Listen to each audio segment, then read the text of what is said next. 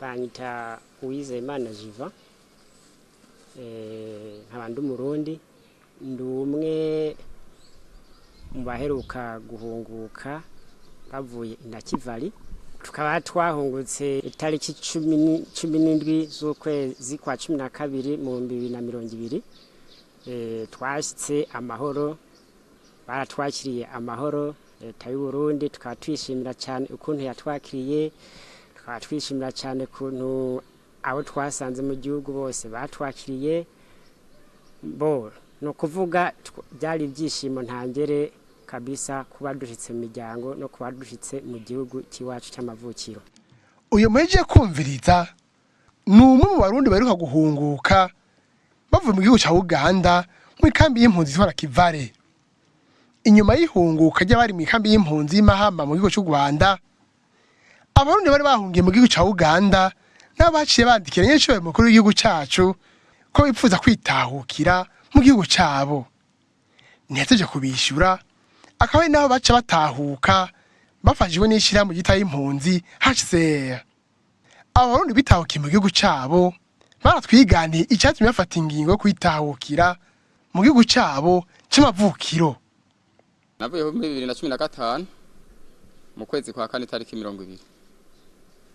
Niho nagenda mu gihugu cy'Uganda bivanye n'amajambo abakozi Imana badusanga ku mashengero baje kubwiriza batubwira yuko hagomba kuba ibitero bikomeye cyane abazoca mu Gatumba duhunze utuzosanga ngo imbonera kure zadutegereye mu Gatumba ngo zitwice bakatubwira nandi majambo yuko ngo hari abantu bazoza kwica abantu nkanye ndaba abana banje nkambona kuzogwa mu bana bintere kahinda cyambanza kwibuka n'ukuntu baturasiye kujya gatanu batuziza kubera ngo tutari mu mugambwe seneri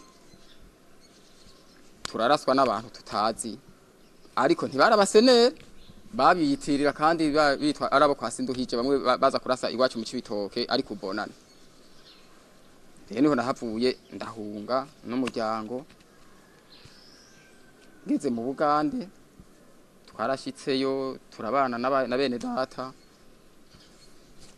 tukaza turayaga ukuntu twahunze nuko turiko turabona igihugu cy'Ubugande turabona ko tutari mu gihugu kweri ntacyo turiko turunguka tubaye mu Bugande tukabona ubuzima burazimvye ego naniho nanarose akazi akaraka ko mu bitaro ubuzima ntibwagenda neza abana rero haca haduka icyo kintu cya corona ntibasubiye kwiga n'abariko bariga nabo imbere yuko biga ikinyankore ntibazokivuga mu Burundi cyaturara abana ntibariko bariga mu gihugu wacu bariko bariga nakwa mukuru w'igihugu yaremeye ko Burundi bazoguma biga gusa bakomeza amasengesho corona itazinjira bayirinde twogenda mu gihugu cy'iwacu ntitwokubaka igihugu abana bakiga bakazogira iterambere ry'iwabo ko mbona n'amatongo buyaza turaja hamwe turavyumvira tugasaba abasigaye ino tukavugana bakatubwira ko igihugu cy'u Burundi hari n'umutekano uryama kwibarabara injya ziriho atangorana turandikiranya kubaha umukuru w'igihugu cy'u Burundi kuko n'ubundi niwe muvyeyi wacu by'ukuri je nkaje narimaze y'imyaka 5 kimwe narabonye yuko amaze kwicara ahantu narasanze by'ukuri nahunze ibihuha nivyo byabonetse gushika yaho turondera inzira yo gushaka gusubira mu gihugu c'amavukiro na cyane ko twaza turabaza mu bakorege canke abo twahora dukorana ku kazi tukababaza bakaduha umuco bakatubwira ati burya by'ukuri mwahunze ibihuha ni naco gituma twaciye tugira nk'abantu tuvyumva kumwe turavuga ati mubona by'ukuri two kwisubirira Burundi cha ducare mu iyo nzira yo kwandikira nyakubahwa umukuru w'igihugu. No kuvuga aho twari turi mu buhungiro ego twoshimira leta y'u Uganda ko ntacyo itashoye kugira ngo iduhe ubuhungiro mbo tugashimira na hasere ku buryo yaduhaye ibisabwa byose kugira tubandanye tubeho, ariko twasanze ibintu byose cyangwa imigambi yose ukorera mu gihugu atari cyawe,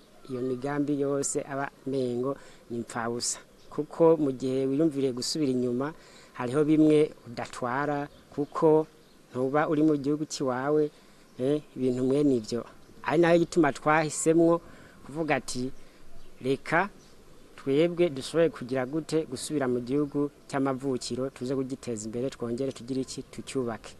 Aho ni mu gihe twabajije bene wacu bari mu Burundi bakatubwira ko mu Burundi ari amahoro, wishira ukizana, eka demokrasi ari yose irangwaho kabisa. Tukumviriza n'amaradiyo cyane menshi, kandi tukumva ku binyamakuru, kandi tukumva neza ko mu Burundi ata kibazo gihari, ari amahoro cyane gose. Tukaba tugiyeho n'uburyo bwo kubwira bene wacu basigaye na Kivari. Hari abantu benshi bari bibaza nkumbure yuko tutakiriho, ariko twebwe vraiment kabisa turiho, turahari, nta muntu yaturiye urwara nk'uko abantu benshi bibaza ati nkumbure twoba base badupfunga canke babase batugira nabi.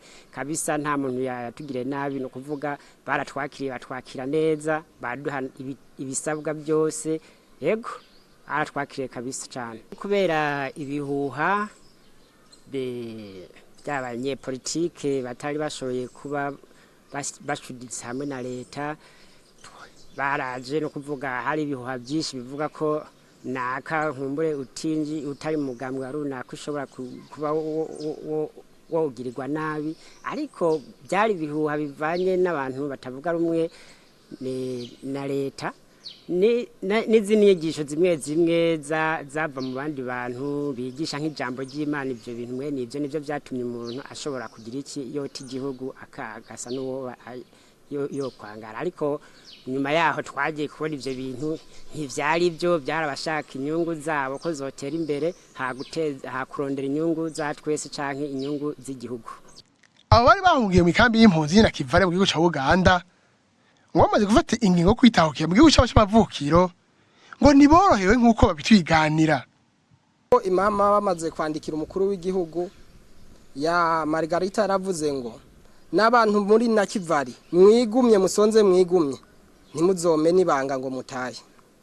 Natwe rero kubera ko muri na Kivari harimo abakozi biwe, byatumye babakozi abasukira amahera, tumaze gushira ikete hagaragara batangura kuduhiga. Tumaze kwandika ikete twaratumwe ko n'userukira leta y'u Buganda mu nkambi, kugira harimo icuka kibi cyo kutugira nabi kuko twarahizwe turanafungwa muri twebwe, ngo twatumwe na leta y'u Burundi mu nkambi kugira ngo tuje gucura impunzi. Hama tumaze guhigwa, nyakubahwa ambasaderi yaciye yandikira urongoye inkambi na Kivale aserukira leta y'u Buganda, araduhuza. Haciye habamwe umuntu atubwira ati jewe ndi umunyepolitike n'ubu ndi umushinga amateka, ati rero sinumva ko hari bwagere gutaha. No wahoze ari umushinga amateka muri Bujumbura rirari Gahungu Juvenal. Arafise umugwi twovuga aserukira kuko ari no mwishira hamwe ry'impunzi ina Kivale. Ati mwebwe nago mwari kubicisha ngo mwandikira umukuru w'igihugu, mwari kuza mukabicisha ngo muri community yiwacu, hanyuma twebwe tukaba ari twebwe tubitanga hejuru. Umuntu yiyumviriye gutaha, intambamye ahura nazo nuko hari ibintu aba yararondereye hariye atari butahane, bakaguhiga no kukwica akababo kwica. Niba abandi bari mu ya migambwe n'amasosiyete civile, kubera ko inyungu ziwabo ubu zisambuwe. Vyiko ntivyatworoheye, twarahuye n'intambamye nyinshi, kuko ico ciyumviro twagisize ahabona ku itarike 17 z'ukwezi kw'icenda 2020, itarike 7 prito z'ukwezi kw'icenda mu 2020, niho rero vyaciye biboneka yuko turemye ikindi kintu kidashoboka mu Barundi. Niho twaciye tubona vy'ukuri yuko hariho imigwi kandi ifise inguvu yoba iriko irakigwanya, ariko kubera Imana murabona n'uyu munsi twarashitse Burundi wacu. Iyo migwi novuga hariho novuga umugwi Red Tabara ko barakunda kutubwira kenshi mugabo twebwe kubera ko tutazi ibintu vya politike ntitwabyitaho ngo Red Tabara ngo ni iki nuko gusa tutabahaye amatwi. Twe twari twabaye nk'umwana yatse itungo se na nyina akagenda mu mahanga. Cyaturavuga ati umwana bisha mu mpetso akayihekwamwo kandi gito gitabwa iwabo reka tumusabe nyakubaho ntazo bareka kutwakira. Tureza turandikira turasaba turandika ego twanditse ntitwabironkeyemwe amahoro. Twanditse baraturondeye kubera twaza turashira ko n'inamba z'isimu ku izina ry'umuntu. Je numvise bantelefona ngo nyaruka kuri kipolisi. Turagenda turitaba dusanga tugiye guhurirayo n'iyindi migwi umugurongowe na Gahungu Juvenal ex honorable ari nawe yaduhaririza aratwagiserera ariko nyakubahwa kubwo yari yaramaze kurivuga ati abana nimusubire mu gihugu wanyu byatumye tugira inguvu ubuserukira ikamba aravuga ati ubushaka ati abo bakwiye gufungwa kubera ntibari bakwiye kwandikira umukuru w'igihugu. Ubutwara igipolisi nawe aravuga ati ntibafungwa bafise ubuhadahangagwa bwa UN bw'impuzamakuru. Ama UN iratuba hafi barabidukorera babidukoreye dutashe ntitwaronse amahoro. Jewe haheze imisi 3 ndi ku kazi turi mu nama y'ivy'ubuvuzi baraje barafata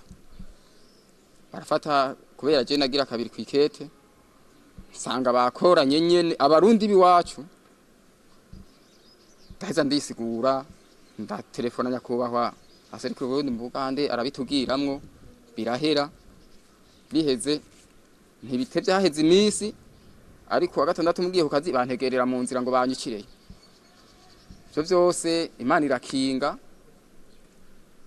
turabikora abandanya ashiramo akariro turashika. Ubu rero twuri indege itariki 17 niyo twagera nga dushika mu ngo zacu itariki 22 zo ku 12 2020. Ubu rero turi mu ngi wacu turashira. Mbonye nk'ukuntu batwirutseko siko novuga ngo nibo bonyene kuko barafise akagwi kari inyuma gafise amahera menshi batugwanirijeko kuko bo bagenda n'amamoto bagiye kutugwanya twe tukagenda n'amaguru nte tugenda turihisha tukarondera n'ikinga ryo twunguruza tukaribura. Baranavuze ati iyo mihimbi iri batagira amafaranga ntitubona ukuntu bokora ivyo hariho umuguri w'anyoti nizambonera kureze rikoze koresha amahera ati harageze n'ikivuga ko muri twebwe umwe wese yatwaye miliyoni 30 amajana 3 ngumwe wese wamuhaye miliyoni amajana 3 ngo dusambura ikambi simbeshere barabizi n'ubu bariko abo bavuga bagati ngo nimwishinge bari ngo murataha ngo nimuze tugumane kubera abaje ngo babahaye miliyoni amajana 3 bikuza gusambura ikambi ya Nakivara ngo jewe ndi naco cyatumye ngo sinari guheba kazi ngo nzino ngo ntafise miliyoni amajana 3. Abarundi batahutse mu gihugu c'amavukiro barongera bagashikiriza intambamyi abahunze bamwe bahura mu gihe bariko barasaba gwitahukira mu gihugu cabo c'amavukiro. Intambamyi za mbere zabayeho no kuvuga iyo muri mu nkambi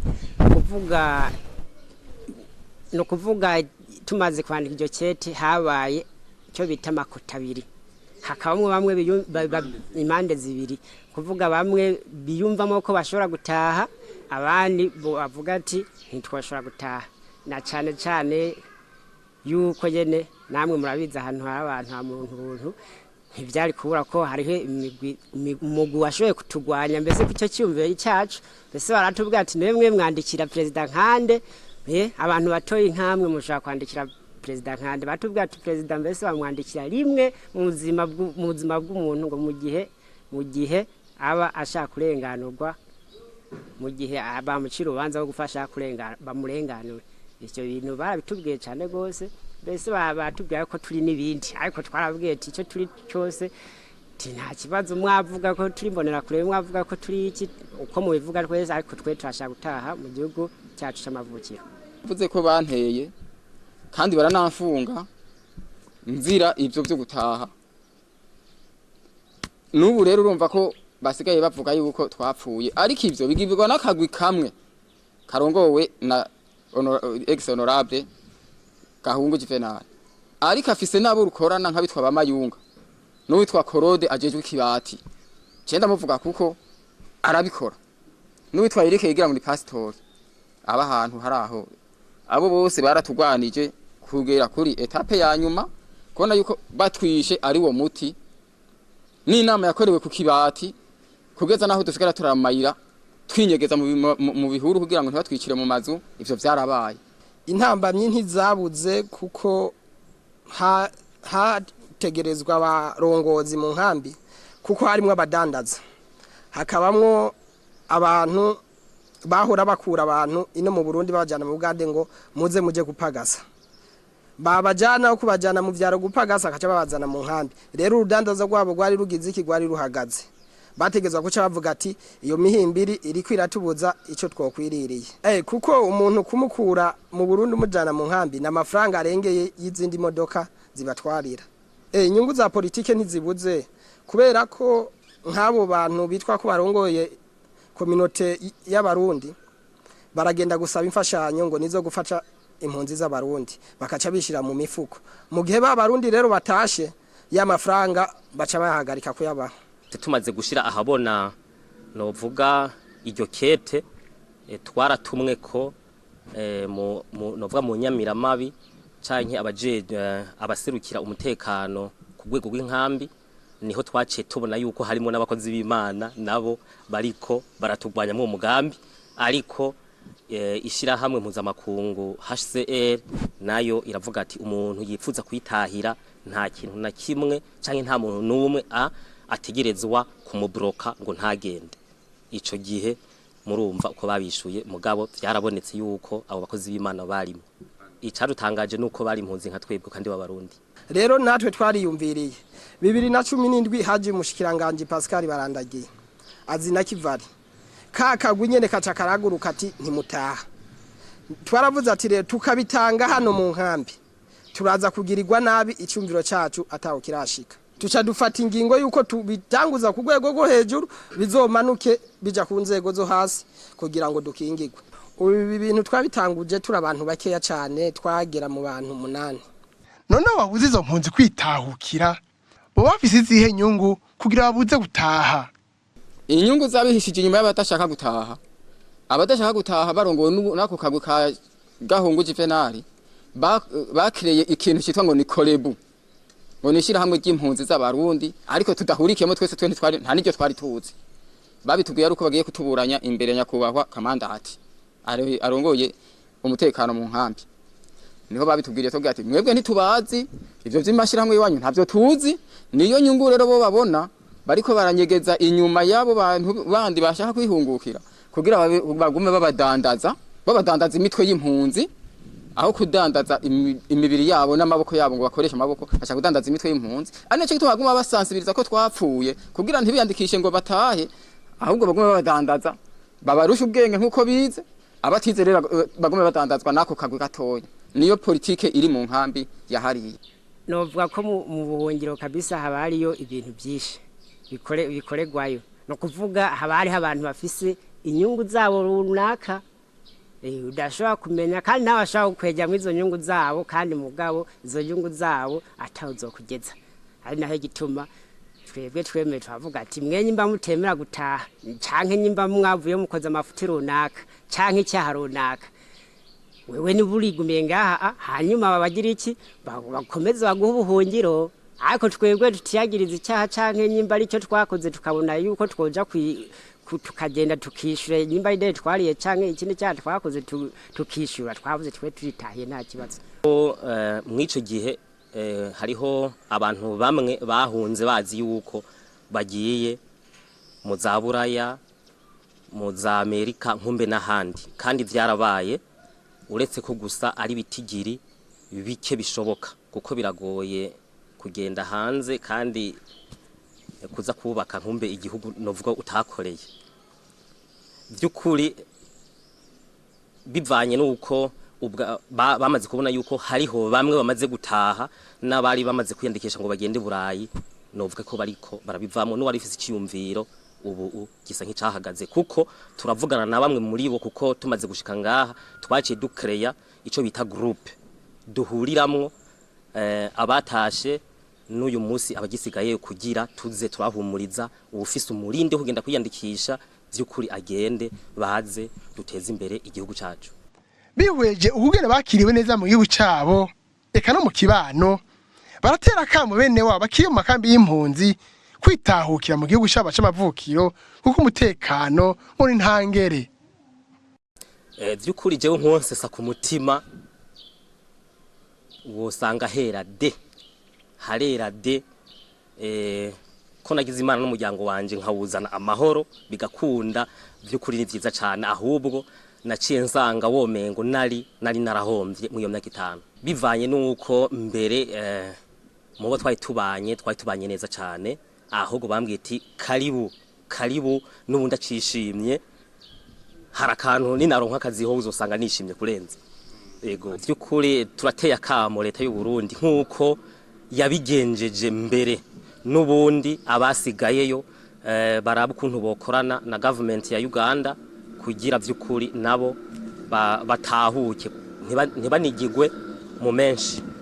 Je cyo nsaba abajejwe intwaro na nyakubahwa umukuru w'igihugu yaguye hasi hejuru akadushikira turasaba ko tworonka aho tuba kuko bo ntaho tuba dufise.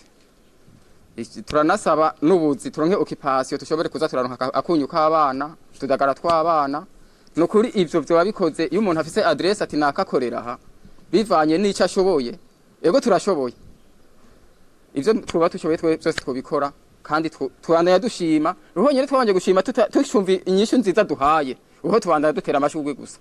Asha leta y'u Burundi ndayishimira cyane gose nkongera nkayishimira ukuntu yatwakiriye kaduha ibisabwa byose bikenewe ikaducungira umutekano wacu kuri kwamye ikaduha n'impapuro no kuvuga urupapuro rutwemera gutembera mu Burundi bwose mu gihe tararonka ibyangombwa eka mbese n'ibyangombwa gushika ubu tumaze kuba twarabirose byose nta kibazo dufise kabisa kuvyerekanye no gutahukana izo mpunzi zisigayeyo ahubwo twosaba leta yuko yokongera ikenyegeza na cyane yuko nkumbure leta y'u Uganda nayo basanzwe baganira ikaganana na leta y'u Uganda na ASR nkumbure ikabasha kuzana nabo basigayeyo.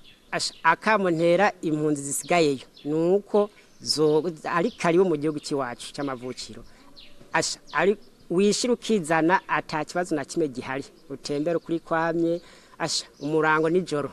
Akamonotera leta y'u Burundi niko yofasha mu kuvugana na leta y'u Bugande na leta na ASR ijejwe gutahukana impunzi kugira ifashe hari abarundi benshi uno munsi bari na Kivari bipfuza gutaha kugira batahukana kuko muri ASR y'Ubugande hariho amakuru akaravugwa ko twebwe twishwe abandi basubiyeyo urumva ivyo byose rero bica bituma wa muntu ASR ntiyorungika abantu mu Burundi kandi bagenda gupfa. Kamonotera abasigayeyo b'impunzi nuko botahuka nta ciza cyo kuba impunzi mu mahanga n'amahanga je mu kibano n'amahoro nta kibazo mfise. Abasigaye mu nkambi y'impunzi jewe nkuko banzi kuko je abanca mu maso ari na benshi baranzi cyane ku burebure ndabamenyesheje ndabaha inkebuzo ndahari n'uyu munsi ndiko ndavuga ko yitariki y'icenda y'ukwezi kwa 2021 ndahari mpagaze ngaha nyene bambone ko ndiho abariko barabesha ngo narapfuye ndahari ahubwo ni bareke kumviriza ako kagwi k'abantu b'inkora bara badashaka igihugu cy'u Burundi ko gitera imbere bo bashaka amaronko babareke ariko bo bitahire basubire kubaka igihugu cy'u Burundi babeho nk'abene igihugu babeho nk'abarundi bareke kuza barasabiriza amaboko kandi bafise amaboko yo gukora. Akawe no kuraho kamo tubangije kino biganiro turakengurukiye mwebwe mwese twateramanye naho ubutaha.